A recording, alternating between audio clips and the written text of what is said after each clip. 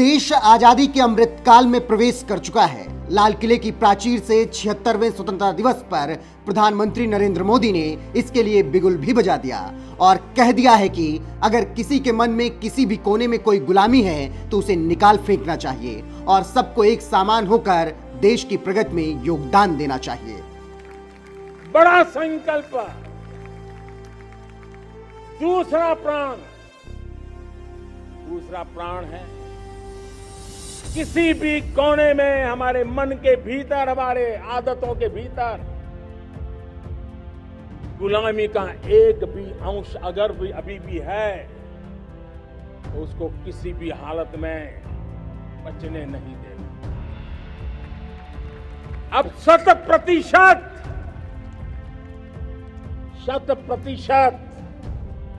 सैकड़ों साल की गुलामी ने जहां हमें जकड़ कर रखा है, हमारे मनोभाव को बांध करके रखा हुआ है, हमारी सोच में विकृतियां पैदा करके रखी है। हमें गुलामी की छोटी चीज भी कहीं नजर आती है, हमारे भीतर नजर आती है, हमारे आसपास नजर आती है, हमें उससे मुक्ति पानी ही होगी। अब लाल किले की प्राचीर से पीएम मोदी ने ऐलान तो कर दिया कि महिलाओं का सम्मान करना चाहिए, मन के किसी हिस्से में मौजूद गुलामी को भी निकाल फेंकना चाहिए। लेकिन जिस भारत की प्रस्तावना ये कहती है कि भारत गणराज्य में समस्त नागरिकों को सामाजिक, आर्थिक और राजनीतिक न्याय मिलेगा, उस भारत के माथे पर आजादी के अमृत काल में हाल की 4 घटनाओं ने कलंक लगा दिया है। क्योंकि ये घटनाएं और फैसले ऐसे रहे हैं जो सोचने पर मजबूर कर देते हैं। चाहे राजस्थान के जालौर की घटना हो, मध्य प्रदेश के सिंगरौली की हो, उत्तर प्रदेश के श्रावस्ती की घटना हो या फिर बिहार की, या बिल्किस बानो के आरोपियों की मुक्ति हो, हर एक घटना आजादी के अमृत काल को शर्मसार करती है। तो चलिए आपको इन घटनाओं के बारे में विस्तार से बताते हैं। राजस्थान के जालौर की घटना। राजस्थान में टीचर की पिटाई से दलित छात्र की मौत की खबर। छात्र की पिटाई महज इसलिए हुई क्योंकि उसने स्कूल टीचर के घड़े से पानी पी लिया था। स्वतंत्रता के अमृतकाल के मौके पर ऐसी खबर आना देश के माथे पर कलंक ही है। उत्तर प्रदेश के श्रावस्ती की घटना। उत्तर प्रदेश से खौफनाक खबर आई। आरोप है कि श्रावस्ती के एक प्राइवेट स्कूल में पढ़ने वाले 13 साल के दलित छात्र को फीस न भर पाने के लिए बुरी तरीके से पीटा गया।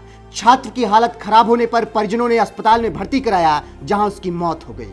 यह घटना देश के माथे पर कलंक ही तो है। मध्य प्रदेश के सिंगरौली की घटना। मध्य प्रदेश में भी स्टूडेंट के साथ क्रूरता वाला व्यवहार हुआ। जिला सिंगरौली के एक सरकारी स्कूल की महिला टीचर पर मुकदमा दर्ज किया गया। मुकदमे के अनुसार समर टीचर ने दलित स्टूडेंट को बुरी तरीके से पीट दिया। स्टूडेंट की गलती केवल इतनी थी कि वो क्लास में सबसे आगे वाली सीट पर बैठ गई थी। बिल्किस बानो के आरोपियों का छूट जाना। भारत गणराज्य में समस्त नागरिकों को सामाजिक, आर्थिक और राजनीतिक न्याय मिलेगा, ये प्रस्तावना झूठा लगने लगता है जब 2002 गुजरात दंगों की पीड़ित बिल्किस बानो, जिसका सामूहिक रेप तब हुआ जब वो गर्भवती थी और आरोपियों को सजा तो हुई, लेकिन 11 अपराधियों का छूट जाना उन सरकारों पर सवाल उठाता है जो स्वतंत्रता दिवस की आड़ में ऐसे फैसले ले लेते हैं और आजादी के अमृत काल पर देश के माथे पर कलंक लगाते हैं। ये तो महज वो 4 घटनाएं रही जो फिलहाल दिखाई और सुनाई दे रही हैं। कई तो ऐसी घटनाएं हैं जो डर के अभाव में बाहर निकल ही नहीं पाती। ऐसे में देश के पीएम लाल किले की प्राचीर से भले ही कह दें कि मन के हर कोने से गुलामी खत्म करनी जरूरी है, लेकिन जब ऐसी खबरें आती हैं तो दिल और दिमाग यही कहता है कि हम अब भी गुलाम ही तो हैं और भारत गणराज्य में समस्त नागरिकों को सामाजिक, आर्थिक और राजनीतिक न्याय मिलेगा, ये बातें भी संदेह पैदा करने लग जाती हैं।